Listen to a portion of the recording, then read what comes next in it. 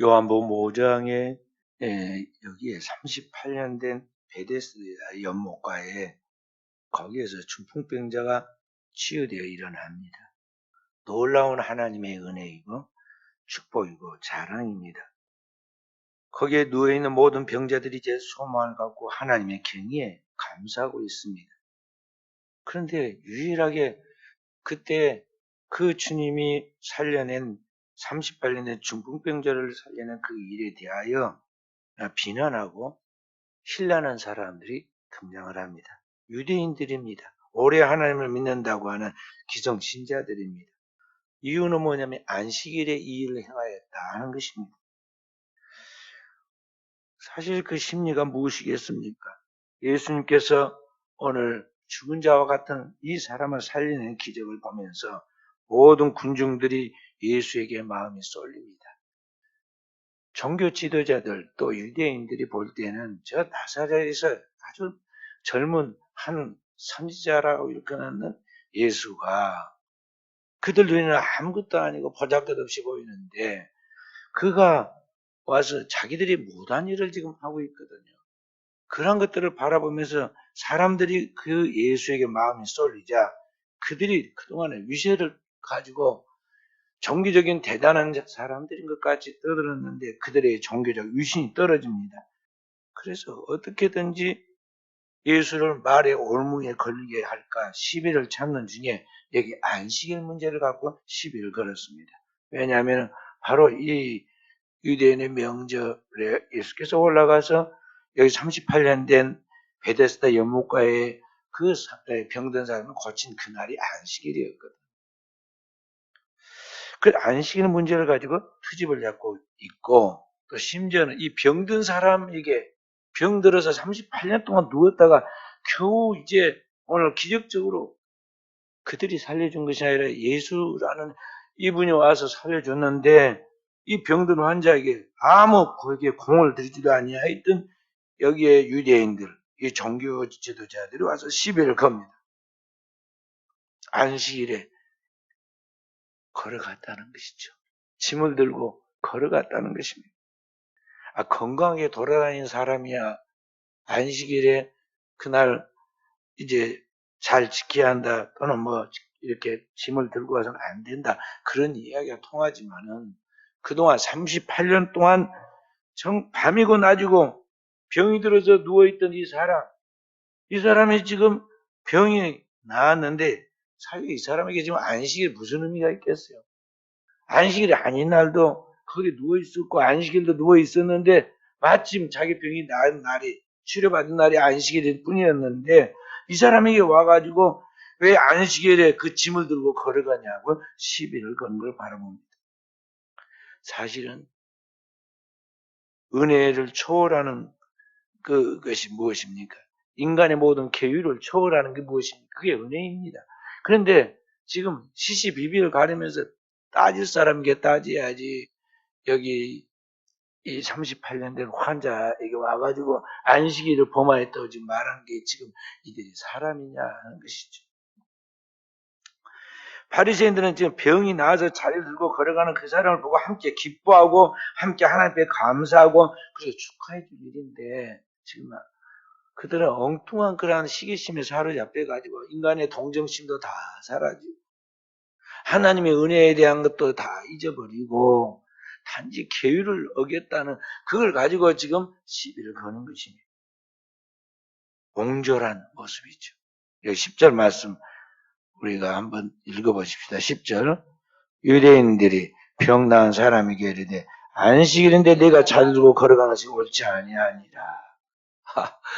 여기 38년 동안 누웠다 일어난 사람을 안식일에 지금 병이 나아가지고 자리를 들고 걸어갔다는 게 옳지 않다고 지금 시비를 거는 거예요. 그럴 수밖에 없는 것 중에 하나가 뭐냐면 이스라엘 백성들은 안식일에 대한 계율이 엄격했어요. 그들이 규례화해가지고 안식일을 지키는 법을 만들었는데 성경에 없는 법을 만들었는데 39가지를 만들었어요. 예레미야 17장 19절부터 25절에 나오는 것을 기초해가지고 그 안식일의 규례를 정했는데 예를 들어서 오늘 여기 병 나은 사람이 그 자기가 누워있던 그 침상 그러니까 그 요를 말아가지고 그걸 둘러매고 갔다는 것입니다. 그게 짐이라는 거예요. 유대인들은 안식일에 있어서 여기 짐이라 그러면 짐을 지고 일을 하면 안 된다는 것을 처음에는 등에다가 지는 짐을 말했어요. 나중에 이것이 더 구체화돼가지고 손에 드는 가방을 이야기했고요. 얼마 후에는 들고 다니는 지팡이도 짐이라고 생각했어요. 그리고 더 나아가서는 바늘 하나라도 옷에다가 꽂혀 있으면 이걸 안식일을 범했다고 시비를 걸었어요. 그래서 아예 문제가 안 되려면 어떻게 했어야 하느냐면요. 옷을 입었으면 그날 벗어서는 안 되고, 벗었으면 그날 입으면 안 돼요. 불을 켰으면 끄지 말아야 하고, 불을 껐으면 켜지 말아야 해요. 얼마나 안식일 그 규례가 엄격하게 그들 나름대로 했느냐는 거죠. 그러니까 본래 안식일의 계명을 하나님 주신 목적은 인간의 휴식과 함께 재창조의 기회를 주시는 은총의 날인데, 인간들은 그래서 인본주의화 해가지고 그걸 계율로 삼아서 자신을 의롭게 살아간다는 사람으로 만들고, 다른 사람은 의롭게 살지 않는 사람으로 그걸 평가하는 기준으로 삼아서 비난을 해서 서로를 얽매이게 만들었다는 것이죠. 그러니까 원래 이 안식을 하나님이 주시는 그 내용은 어디로 가고 형식만 남았어. 다시 말해서 신앙의 본질은 없어지고 형식과 외식적인 것만 남게 되었다는 거죠. 그래서 하나님이 오늘 예수 그리스도를 통해서 그 38년 동안 마귀에게 붙잡혀가지고 고통받던 이 사람을 고쳐준 은총을 베푸신 하나님 앞에 영광 돌린 것이 아니라 그 은총을 베푸신 그 예수 그리스도를 신뢰하고 왜 안식일에 이런 일을 하느냐. 또 이 여기 안식일에 병이 나와가지고 그 자기의 그 누워 있었던 담요를 말아가지고 간 이 사람에게 왜 안식일에 이런 일을 하느냐고 시비를 거는 일을 하였다는 것이죠. 그때 주님이 하신 대답하신 말씀이 무엇이냐? 여기 17절 말씀이에요. 중요한 말씀. 17절 함께 읽어봅니다. 예수께서 그들에게 이르시되 내 아버지께서 이제까지 일하신 나도 일한다. 즉 안식일을 범한다고 시비를 걸었는데 주님이 완전히 근본적인 이야기면서도 더 놀라운 이야기입니다.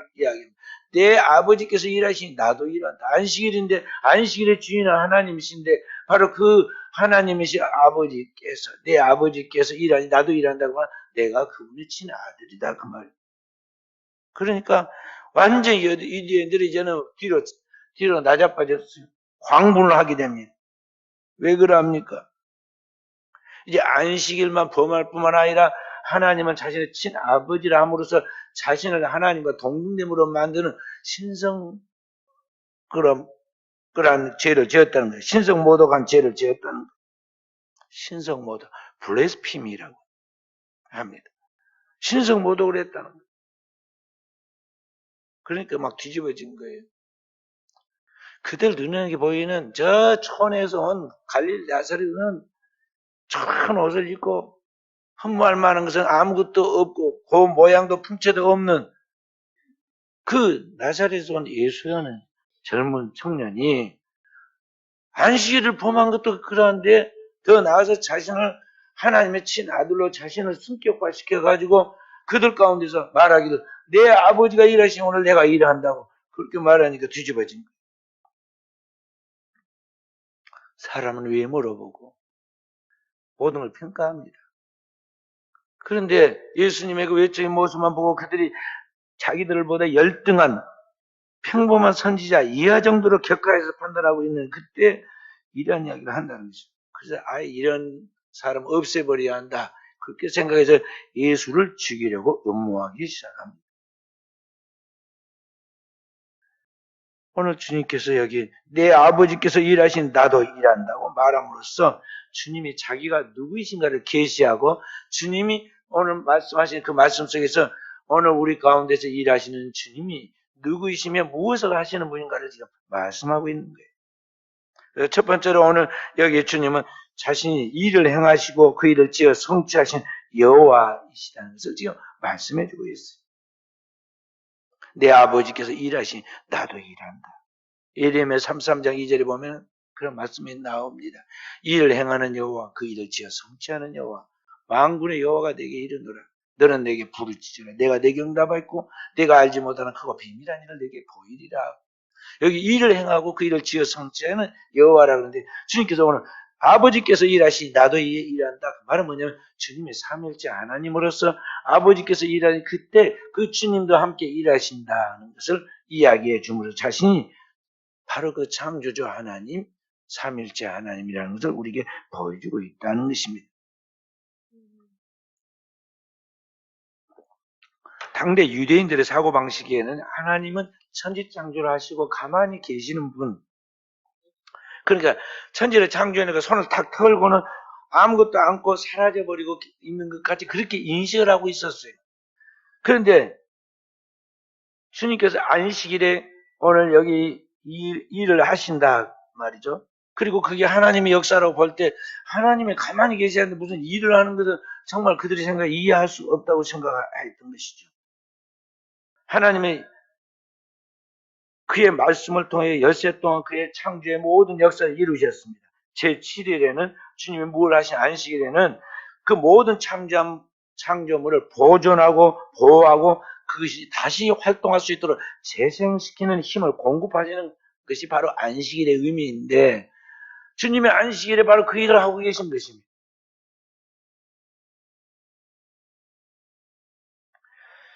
그래서 우리가 이 안식일에 대하여 주일을 지키는 것을 그 시간 낭비로 생각하는 사람들이 많습니다. 그런데 사실은 이 안식의 의미를 알아야 돼요. 우리가 천지 만물을 하나님 창조하시고 제7일 안식하시면서 나 여호와 안식하니 너희도 안식하라고 그렇게 명령하신 것 같이 오늘 우리가 이 주일날 쉬는 것은 얼마나 중요한 걸 알아야 합니다. 예를 들어서 우리가 낮에 활동을 합니다. 낮에 죽으라고 활동을 하죠. 발바닥이 막 땀이 나도록 뛰어다니면서 분초를 재가면서 활동을 합니다. 그러다가 저녁 때문에 힘이 고갈돼가지고 지쳐가지고 이제 아무것도 못하게 되잖아요. 그래서 쓰러지듯이 밥 한 숟갈 먹고 누워서 잡니다. 잘 때는 몸이 막 천근만근해서 죽을 것 같고 내가 뭔가 이상이 있는가 보다, 몸 이상이 있는가 보다. 그럴 정도 몸이 아프잖아요. 그런데 아무것도 안 하고 누워서 잡니다. 쉬는 거죠. 몸이 안식을 합니다. 근데 그 다음에 자고 일어나면 어떡합니까? 놀랍게도 그 아픈 몸이 그렇게 힘들었던 몸이 그게 회복이 되어가지고 상쾌해지고 힘을 얻습니다. 다시 일어나서 또 움직이잖아요? 그런 원리예요. 그러니까 하나님께서 엿새 동안 힘써 우리가 모든 일을 하지만은 그 모든 힘의 원천이 어디에서 나느냐? 영적인 영혼에서부터 나오는 거거든요. 이 영적인 힘을 공급하여 영적인 모든 것을 다 채워주신 분이 뭐냐면 하나님이세요. 안식일에 우리가 육신을 쉬면서 영이신 하나님 앞에 우리가 하나님의 형상도 지음받은 영적인 존재로서 하나님과 교통하고 하나님과 함께 교제하는 가운데 육신은 쉬지만은 영혼의 새 힘의 활력을 얻어서 재창조의 힘을 가진다는 것이죠. 그래서 일주일을 또 살아갈 수 있는 힘을 얻는 거예요. 근데 그 안식일이 되는 주일에 하나님과 교통하지 않고 하나님 앞에 진짜 안식을 육신이 누리지 못하고 있으면은 우리가 다음 열흘 동안 살아갈 수 있느냐? 살아갈 힘을 잃어버린 거예요. 그래서 주일날 쉬지도 않고 돈 벌으면 돈 많이 벌 것 같은데요. 그렇게 사는 사람들은요. 건강 잃고 돈 잃고 나중에 끝이 좋지 않아요. 그 원리가 그러하다는 것이죠. 하나님께서 우리를 창조하시고 그리고 우리를 구속하시고 살리는 그런 역사를 일으킵니다. 그래서 하나님의 창조와 구속의 역사는 하나님과 그의 보내신 예수 그를 통하여 일하시는 것인데 오늘 주님께서 그 이야기를 지금 하는 것입니다. 천지 창조에 일하신 바로 그 하나님께서 그 하나님의 아들 그리스도 예수를 통해서 말씀으로 다시 일하여서 하나님의 창조 모든 세계를 회복시키고 살리는 일을 하신다는 것입니다. 그래서 하나님께서 우리 가운데 그의 일을 행하실 때 항상 하나님은 그의 아들을 통해서 일하세요.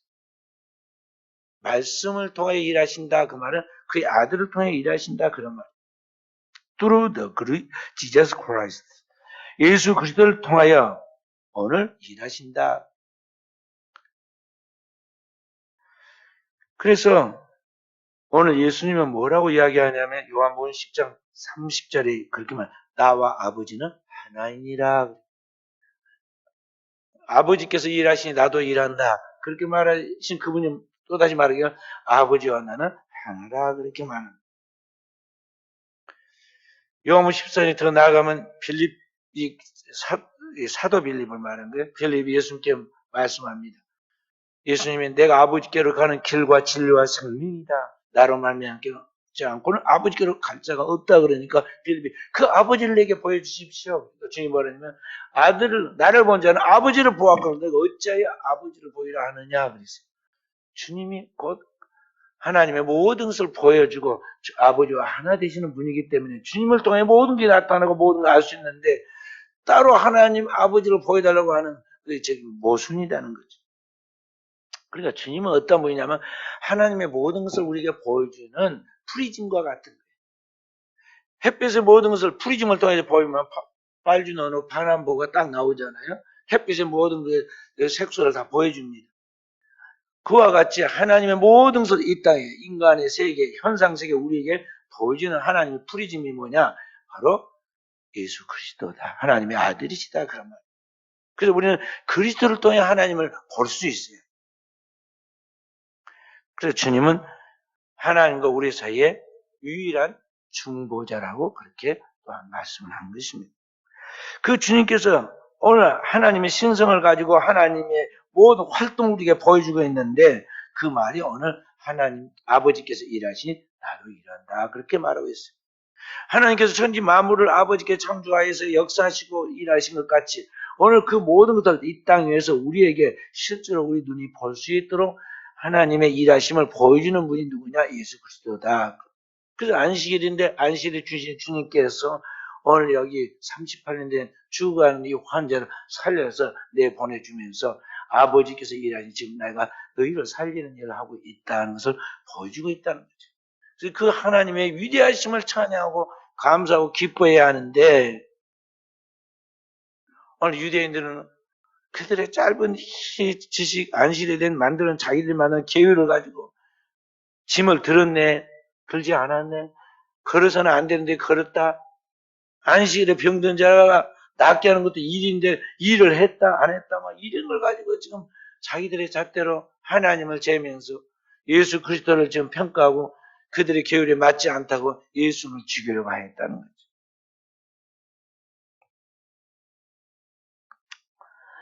자, 그래서 오늘 우리는 그리스도 예수를 통해서 하나님이 어떤 분인가를 배우게 되는데 예수님이 오늘 여기 보면은 아버지께서 일하시 나도 일한다. 그 말씀 속에 구약 성경에 있는 말씀처럼 하나님은 일을 행하고 그 일을 지어 성취하시는 하나님으로서 오늘 우리 가운데 함께 하신다는 걸 알아야겠어요.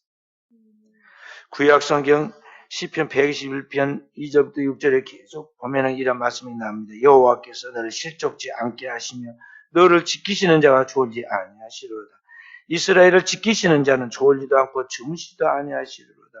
여호와는 너를 지키시는 자라. 여호와께서 내 우편에서 내 그늘이 되시나니 낮에 해가 너를 상치 아니하며 밤의 달도 너를 해치 아니하리로다. 하나님의 밤낮 없이 주무시지도 않고 졸지도 않고 우리를 지키신다. 일을 행하신다. 오늘 우리를 위하여 일을 하신다는 것입니다.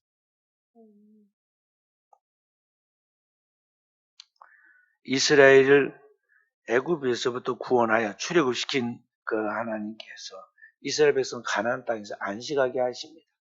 그리고 하나님의 안식을 지키라고 7년에 한 번씩 안식년을 지키라고 그랬어요.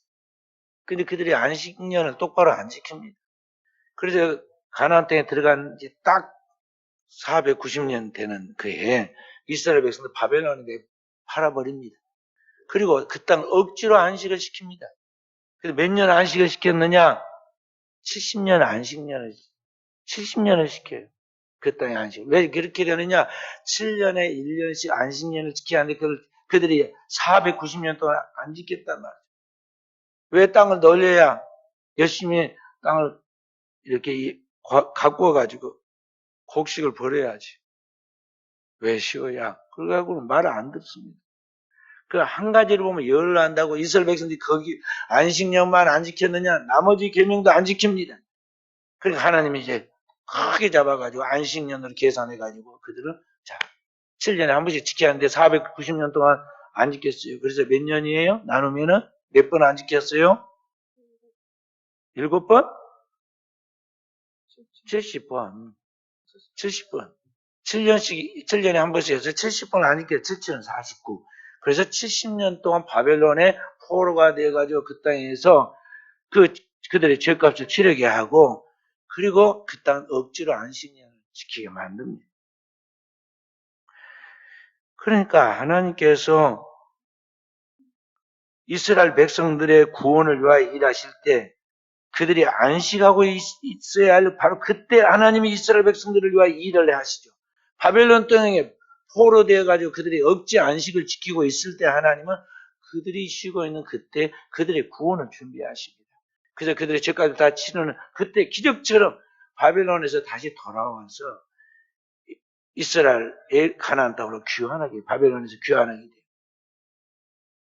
그러니까 하나님은 우리 안식 중에도 우리의 구원을 예비하시고 우리 구원을 위하여 일을 하시는 분이시다 이 말. 그래 밤에 달이 너희를 해치 못하도록 하나님께서 우리를 지키신다는 말이 그냥 아름다운 시편의 시의 한 구절이 아니에요. 실제적인 하나님 말씀이다 이런 말. 중요한 것은 뭐냐면은 오늘 그와 같이 우리를 위하여 일을 행하시는 그 하나님 앞에 우리는 나의 구원을 위하여 일하시는 그 하나님이 도우시고 일해 주시도록 기도해야 한다는 것입니다. 기도해야 돼. 우리가 할 일이 그거예요. 하나님이 일을 하십니다. 우리의 구원을 위하여 일을 하십니다. 그러나 그 구원을 이루어지도록 우리는 뭘 해야 하냐? 기도해야 할지니라. 그래서 에레미야 33장 3절에는 이 일을 지어서 행하시는 그 하나님께, 성취하시는 그 하나님께 부르짖으라고 그랬어요. 부르짖어. 또 주님께서 이 땅의 백성들을 다 돌아오게 만들어줄 때 하나님 아무리 약속하였다 할지라도 너희는 그렇게 이루어지도록 기도해야 할지니라. 성경은 예수께서 계속 말씀하고 있어요. 기도해야지. 그러니까 하나님의 축복이 우리에게 주어질지라도 그게 정해진 하나님의 뜻이고 하나님의 계획일지라도 우리는 그걸 당연하게 여기서는 안 되고 우리가 할 일은 해야 돼요. 우리가 할 일은 뭐냐면 최소한의 뜻인데 그게 기도예요. 기도. 우리 옛말에 뭐라냐 우는 아이 젖준다고 그러잖아요. 우리가 하나님 앞에 부르짖지 않으면 요청하지 않으면 하나님이 절대 일하지 않으셔요. 응답하지 않으신다 이 말이죠. 사모하는 마음, 그 마음, 갈급한 심령 우리가 하나님 앞에 부르짖어야 돼요. 너희가 구하여도 받지 못한 정욕으로 서리고 잘못 구함인데 너희가 받지 못한 구하지 않기 때문이라고 했어요. 그래서 모든 기도는 하나님 반드시 응답해 주세요. 잘못된 기도 빼고 그 정욕으로서 잘못 구하는 그 빼고는 다 들어주신다 이 말이에요. 들어주셔. 그리고 우리가 기도한 만큼 그게 복인 줄 알고 기도해야지. 기도하면 손해볼 줄 알고 손해보는 줄 알고 절대 기도 안 하려고 그러잖아요. 그죠? 눈이 왔어요. 비가 왔어요. 손님이 왔어요. 어제 늦게 자고 피곤했어요. 우리는 늘 변명이 많아. 왜 공부 안 해? 성적이 좋지 않았느냐? 왜 이번에 시험을 잘못 봤느냐? 예를 들어서 그러면 학생이 뭐 이런저런 이야기를 막 끄집어낸 거고 비슷한 이야기. 성경 우리에게 기도에 대해서 이야기하면서 항상 기도하면 낭망치 말라. 그 밤낮 부르짖나 택하신 자의 소원을 듣지 아니하시겠느냐? 속히 그 원한을 풀어주리라. 그래서 진짜 이렇게 믿음을 가지고 기도한 사람을 마지막 때에 보겠느냐? 주님 물었어요. 정작 기도해야 할 롯은 소돔과 고모라 성에서 내일이면 불타가지고 음부에 떨어질 가능성이 있는데도 거기에서 맨날 그 세상 구경이나 하고 앉아서 지금 머리 위에 불덩어리 떨어진 것도 모르고 있잖아요. 근데 그 시간에 그 롯을 위하여 밤을 새고 자지 않고 주님을 붙들고 6번이나 부르짖고 기도한 사람은 누구냐? 아브라함의 중보기도 덕분에 롯이 불 가운데 구원을 받았잖아요. 오늘 우리의 기도 때문에 누군가가 구원을 받을 수 있단 말이죠. 그러니까 우리는 중보하고 기도해야 돼. 뭐 별로 기도할 것이 없는데요. 새끼 밥 먹고 사니까. 몸뚱이가 병 안 걸려도 편하니까. 그렇게 생각하면 우리는 지극히 초보적인 신자라고 볼 수가 있어요. 우리의 기도는 나 자신을 넘어서서 가족과 이웃을 향하여 하고 민족과 세계를 바라보고 기도해야 하고, 오늘 우리 당대만 생각해서는 다음 세대의 영혼들 놓고 기도하고 오고 있는 하나님의 나라의 도래를 위하여 기도해야 돼. 우리의 기도는 끝이 없다 이 말이에요. 주님께서는 오늘 우리에게 하나님께서 일해 주시도록 그 일을 행하신 하나님 앞에 기도하라고 그랬어요. 그 기도의 내용이 뭡니까? 주님께서 오늘 여기 38년 된 그 환자를 살려낸 것 같이 하나님이 우리의 영혼을 살려주시도록 오늘 우리 주변에 있는 영혼들을 살리도록 그 일을 해야 한다는 것입니다. 이스라엘을 마른 해골 그 골짜기에서 에스겔의 그 37장에 나와 있는 에스겔 골짜기에 거기에 마른 뼈들이 죽어 있는데 그 생기들을 불어와서 살게 한 것 같이 오늘 하나님께서 우리를 그 말씀으로 살려낸다는 것을 알고 우리 하나님께서 그의 영으로 우리를 살려주시도록 우리의 만나는 영혼들을 살려내야 할 영혼들 우리가 기도하면서 찾아서 그들을 위하여 기도하고 중보해야 한다. 그런 말씀이에요.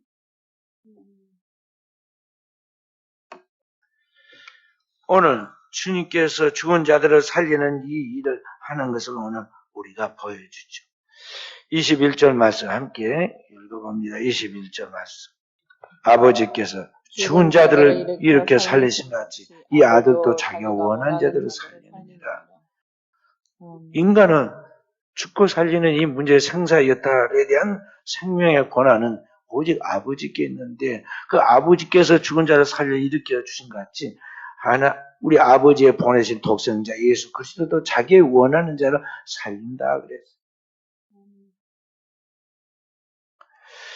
그래서 아버지께서 죽은 자를 살리고 죽이는 권한이 있는 것 같이 아버지께서 그 아들에게도 사람의 생명을 살리고 주는 권한을 주셨기 때문에 이 마지막 때에 주님의 음성을 듣는 자는 살아나리라고 말씀하고 있어요.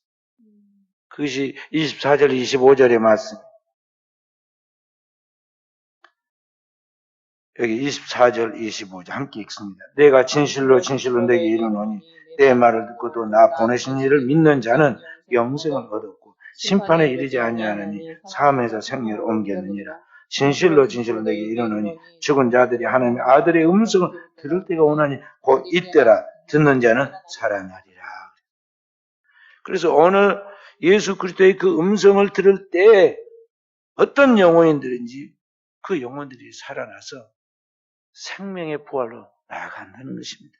그리고 끝까지 그 말씀을 듣지 않고 거역하는 사람들은 심판의 부활로 나아가는 것이죠. 그래서 예수 그리스도께서 오늘 여기 안식일에 이 38년 된 병자를 살려내서 보내주시죠. 요한복음 9장에 가면은 소경을 나면서 소경된 사람을 고쳐서 살려내 주시죠. 또 마가복음 3장에 보면 손 마른 사람을 고쳐내십니다. 18년 동안 몸을 제대로 펴지 살아있던 여인을 누가복음 13장에 보면은 살려내죠. 누가복음 14장에 보면 고창병 든 사람을 고쳐서 살려내 주십니다.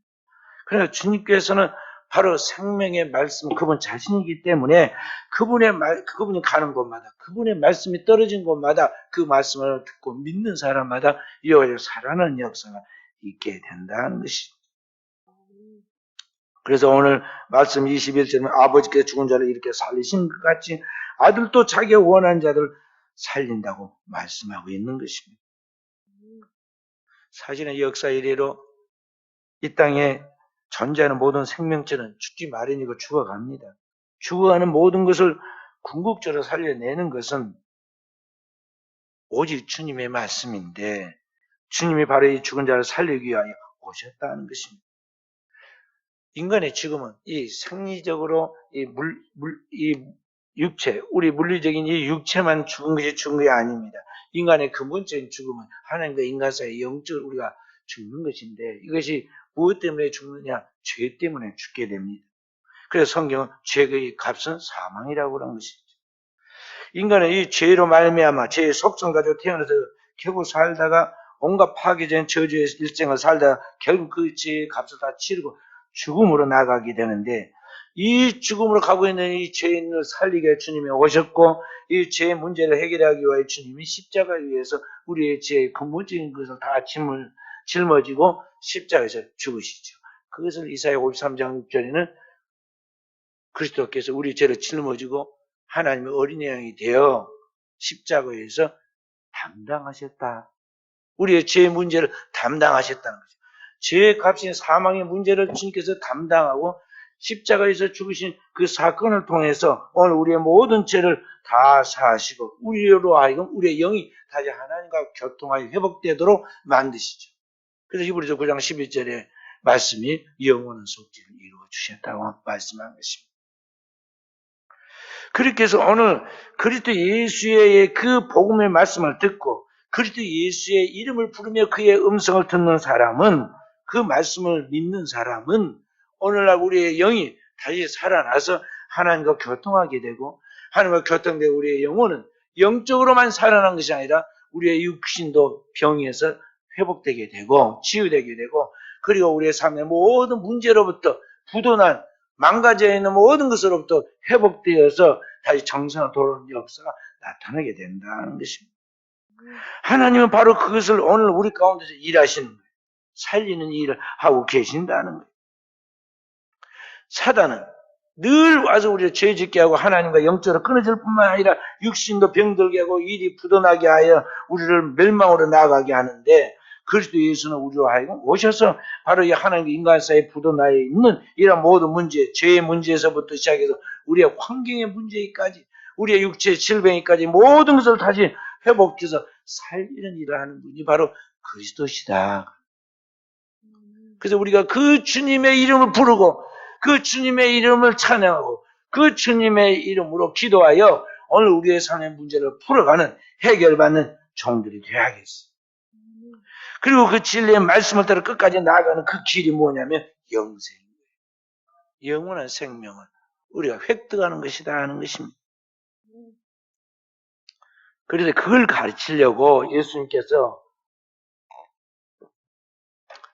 그가 사랑하는 사람들, 베다니에 나사로와 마르다와 마리다가 있을 때 6월절이면 올라가서 다른 자리 좋은 집이 많은데 거기서 안 주무시고 꼭 그 가난한 집에 가서 거기서 12제자를 데리고 주무시잖아요. 근데 그 사랑하는 제자인데 그 나사로가 죽었어요. 근데 성경에 요한복음 11절에 보면 나사로가 죽을 때까지 주님이 거기서 떠나가지고 안 가고 계십니다. 기별이 왔습니다. 나사로가 사랑하는 자가 죽게 되었습니다. 죽어갑니다. 빨리 오십시오. 근데 주님이 절대 안 가고 계십니다. 그 조금 있다가 제자들한테 가자고 그럽니다. 왜 갑니까? 그러니까 나사로가 잠들었느니라. 그러면 또 뭐 괜찮아 깨면 되겠네요. 아니, 그가 죽었다. 그걸 가자고 그럽니다. 근데 사실은 유대인들이 지금 예수님 죽이려고 하잖아요. 그래도 가자고 그럽니다. 그러니까 도마가 뭐라고 그래요? 우리도 주와 함께 죽으러 가자. 그리고 예수님 따라서 왔는데 마르다가 원망을 합니다. 주님이 여기 계셨더라면 내 오라버니가 죽지 아니했을 것입니다. 그렇죠. 예수님이 마르다에게 뭐라고 대답하세요? 요한복음 11장 25절 말씀. 나는 부활이요 생명이니 나를 믿는 자는 죽어도 살겠고 살아서 믿는 자는 영원히 죽지 아니하리니 이것을 내가 믿느냐. 주님께서 바로 그것을 가르쳐 줍니다. 주님이 바로 이 생명의 진정한 부활의 원천이라는 것, 그분만이 그분의 말씀을 살린다는 것, 나는 부활이요 생명이라는 것, 그걸 가르치려고 지금 나사 죽을 때까지 기다린 거죠. 그러니까 그 말을 이해 못한 마르다가 나도 믿습니다. 언젠가 주님이 다시 재림에 오실 때, 그때 내 마지막 때 내 오라버니 살 줄로 믿습니다. 그러니까, 아니 당장 지금 내가 믿으면 하나님의 영광을 보리라 이야기해 주죠. 그리고 무덤으로 데리고 갑니다. 그리고 무덤문을 열어놓으라고 그러죠. 무덤문을 열기 전부터 막 썩는 송장 냄새가 밖으로 진동하는데 무덤을 열어놓았으니 이제 그 부패된 시신을 눈으로 보게 되잖아요. 주님이 하늘 우러러 하나님 앞에 감사하고 마치 자는 사람 깨우듯이 큰 소리로 나사로를 불러냅니다. 나사로에 나오라. 그래서 자는 것 같이 나사로가 죽은 나사로가 벌떡 일어나가지고 나왔다. 주님 말씀 풀어놓아 다니게 하라.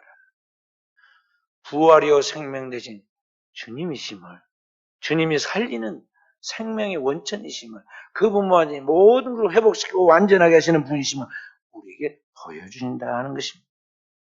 중요한 것은 뭐냐면 그 주님이 오늘 또 나를 살리신다는 것입니다. 오늘 하나님의 말씀 25절 말씀 다시 한번 읽어봅니다. 아까 읽었던 거 다시. 진실로 너희에게 이르노니 죽은 자들이 하나님의 아들이 음성을 들을 때가 오나니 곧 이때라. 듣는 자는 살아나리라 그랬어요. 주님이 죽은 자들이 하나님의 음성을 들을 때가 오는데 그때 오늘이라고 그랬어요. 하나님의 음성을 정말 믿고 듣는 사람은 살아나리라. 사람이 한 번 죽는 건 정한이 있죠. 그 영원한 심판이 있는데 어떻게 살아난다는 것이냐? 여기 죽었다는, 영적으로 죽었다는 것을 말하고 있는 거예요. 하나님과 관계가 단절되어 있다는 것이죠. 죽었다는 것은 곧 회개가 없다는 것이고, 회개가 안 되고 끝까지 회개하지 않고 감각이 무뎌져 가지고 결국에 끝까지 무감각하게 있다가 죽는 것을 말하는 거예요. 그러니까요, 사람이 죽을 사람이 끝까지 그냥 하나님 말씀이 안 들려요. 끝까지 안 들려요. 안 되는 상황, 그래서 끝까지 안 되는 사람이 있어요. 하나님이 유기시켜버린 사람이 있다니까요. 그게 무서운 거예요. 영적으로 이 하나님 말씀이 들려야 복이고, 두 번째는 하나님 말씀이 들린 말씀이 그게 믿어져야 돼. 진실하게 믿어질 때 그게 두 번째 보이고, 세 번째는 그 말씀이 진실히 믿어질 뿐만 아니라 행동으로 옮겨질 수 있을 만큼, 순종할 만큼 되면 그게 최고의 축복이에요. 근데 그 경지까지 오르지 못해요. 그렇기 때문에 우리의 삶의 회복이 안 되는 거예요. 주의 말씀이 정말 살아서 오늘 나에게 말씀한 생명의 말씀으로 나를 살리시는 진실로 믿어진다면요, 믿을 뿐만 아니라 그 믿고 행동하게 되고, 믿고 오늘의 삶 속에서 주님이 오늘 나의 삶에 개입하셔서 나를 치유하시고 회복시키시고 일으키신 걸 경험하게 되는데, 오늘날 우리의 삶 속에 이것이 없다는 게 불행이다. 그래서 오늘 우리는 그걸 놓고 기도를 해야 합니다.